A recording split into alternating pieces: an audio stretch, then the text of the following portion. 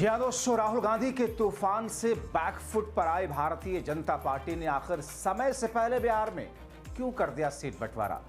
नीतीश के सामने क्या झुक गई बीजेपी?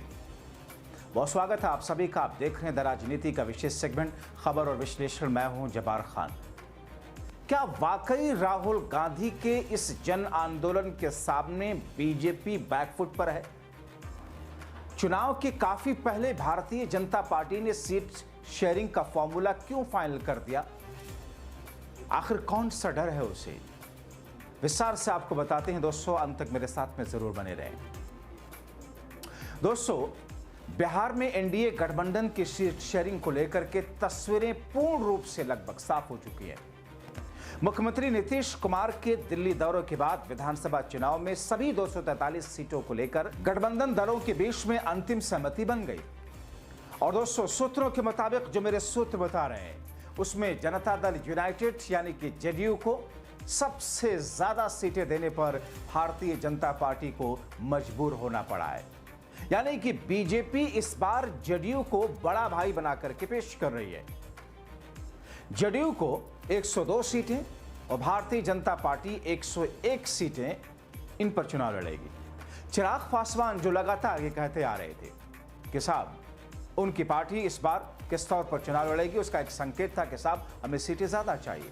चिराग पासवान की लोक जनशक्ति पार्टी को यानी कि एलजेपीआर को 20 सीटें, जीतन राम मांझी के हिंदुस्तान अवामी मोर्चा और उपेंद्र कुशवाहा के राष्ट्रीय लोक मोर्चा को यानी कि आरएलएम को 10-10 सीटें देने का फॉर्मूला तय किया गया है।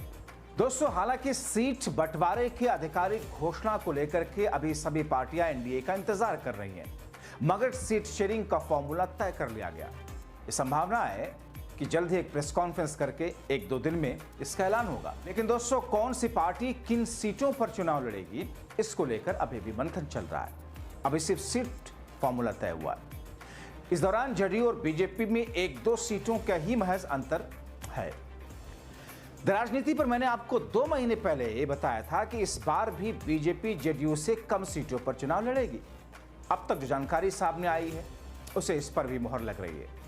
पिछले विधानसभा चुनाव यानी कि 2020 के विधानसभा चुनाव की अगर बात करें तो बीजेपी 110 सीटों पर लड़ी थी और उसे 74 सीटों पर जीत मिली थी।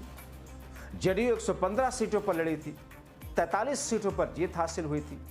और सूत्रों के मुताबिक इस वक्त जो मुझे जानकारी जेडीयू और बीजेपी से मिल रही है उसमें जेडीयू को 102 सीटों पर और बीजेपी को 101 सीटों पर लड़ने का फॉर्मूला तय हुआ है। क्योंकि दोस्तों, पिछली बार चिराग पासवान एनडीए से अलग थे, इस बार चिराग पासवान है, एलजेपी है, तो उनको भी सीट देना है। जबकि 2024 के लोकसभा चुनाव की अगर बात करें दोस्तों तो बीजेपी ने बिहार में कुल सीटों में से 17 सीटों पर चुनाव लड़ी, जेडीयू ने 1 सीट कम 16 सीटों पर। यानी विधानसभा चुनाव में जेडीयू को ज्यादा सीटें दी गई थी, लोकसभा चुनाव में बीजेपी ने ज्यादा सीटें अपने पास रखी थी, 16 पर जेडीयू और 17 पर बीजेपी। एलजेपी ने 5 सीटों पर जीतन राम मांझी और उपेंद्र कुशवाहा के राष्ट्रीय लोक मोर्चा को 1-1 सीटें मिली थी। लेकिन लोकसभा चुनाव में बीजेपी ने जेडीयू से 1 सीट ज्यादा ली थी, लेकिन विधानसभा चुनाव में जेडीयू बीजेपी से 2 सीटों पर ज्यादा लड़ रही है। यानी कि दोस्तों, इस विधानसभा चुनाव का 2020 के चुनाव से तुलना करें तो इस बार बीजेपी की 9 सीटें कम हो रही है। 110 सीटों पर लड़ी थी पिछली बार, इस बार 101 सीटों पर लड़ रही है। जेडीयू 115 सीटों पर लड़ी थी, इस बार उसे 13 सीटें कम मिल रही है। यानी कि जो चिराग पासवान को जो सीटें दी जा रही हैं वो दरअसल जेडीयू और बीजेपी के कोटे से ही दी जा रही हैं। अब ऐसे में नीतीश कुमार 13 सीटों पर कम चुनाव लड़ेंगे। इनकी घटाई गई सीटें एलजेपी और बाकी दलों में बटेंगी। पिछले चुनाव में एनडीए में 4 पार्टियां थी, जिसमें जेडीयू बीजेपी ने अपने कोटे से हम को 7 और वीआईपी को 11 सीटें दी थी।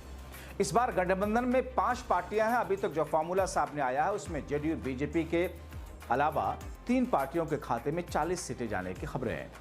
अगर सीट बंटवारे को लेकर सबसे ज्यादा बवाल मचाने वाले चिराग पासवान की बात करें तो साल 2020 के विधानसभा चुनाव में चिराग पासवान एनडीए का हिस्सा नहीं थे। 135 सीटों पर चिराग पासवान लड़े थे। खुद को मोदी का हनुमान तो बता रहे थे, लेकिन 135 सीटों पर उन्होंने उम्मीदवार उतारे थे और सबसे ज्यादा नुकसान नीतीश कुमार की पार्टी को हुआ था। 43 पर आ गए थे नीतीश। हालांकि चिराग महज एक सीट पर जीत हासिल कर पाए थे, मगर इस बार चिराग पासवान एनडीए का हिस्सा है। हालांकि जून 2021 में एलजेपी टूटी, पशुपति पारस की पार्टी राष्ट्रीय लोक जनशक्ति पार्टी आरएलजेपी बनी, जबकि चिराग की पार्टी एलजेपी रामविलास पासवान है, जो कि इस बार के चुनाव में एनडीए का हिस्सा है। फिलहाल पशुपति की पार्टी का महागठबंधन के साथ में मिलकर के चुनाव लड़ने की चर्चा है, हालांकि इसकी भी घोषणा नहीं हुई। दोस्तों, इसी तरह अगर एक और दल की बात करें जो 2020 में एनडीए का हिस्सा नहीं थे, मगर इस बार वो एनडीए का हिस्सा है। 2020 के बिहार विधानसभा चुनाव में उपेंद्र कुशवाहा की पार्टी राष्ट्रीय लोक समता पार्टी यानी कि आरएलएसपी ने किस तौर पर 99 सीटों पर अपने प्रत्याशी उतारे, लेकिन पार्टी को कोई सीट जीत की शक्ल में नहीं मिली। आरएलएसपी ने 2020 के चुनाव में महागठबंधन जो कि आरजेडी और कांग्रेस के साथ था, उसको छोड़ करके grand democratic secular front GDSF बनाया, जिसमें बहुजन समाज पार्टी, समाजवादी जनता दल, डेमोक्रेटिक, अन्य छोटी पार्टियां शामिल थीं। इस बार कुशवाहा की पार्टी राष्ट्रीय लोक मोर्चा एनडीए का हिस्सा है और मेरे सूत्र बता रहे हैं कि उनके दल को 10 सीटें मिली हैं। अगर बात एनडीए के एक और सहयोगी दल मांझी की करें तो 2020 में मांझी एनडीए का हिस्सा थे, 7 सीटों पर चुनाव लड़े थे। उनको ये सीटें जेडीयू के कोटे से दी गई थी, क्योंकि हम एनडीए का एक छोटा सहयोगी दल था।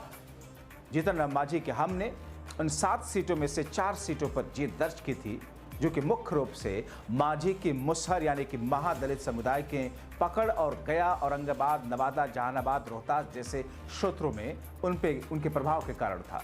जबकि मांझी की पार्टी हम 2015 में एनडीए के साथ 21 सीटों पर चुनाव लड़ी थी, लेकिन केवल 1 सीट पर ही जीत हासिल कर पाई थी। यानी कि इस बार जो फॉर्मूला सेट हुआ है, तैयार हुआ है, उसमें अभी तक जिस तरीके की ओहापू की स्थिति देखने को मिल रही थी, एक तरीके से ऐसा balance formula Bharatiya Janata party ने तैयार किया है जिससे एनडीए के अंदर एक समन्वय बना रहे।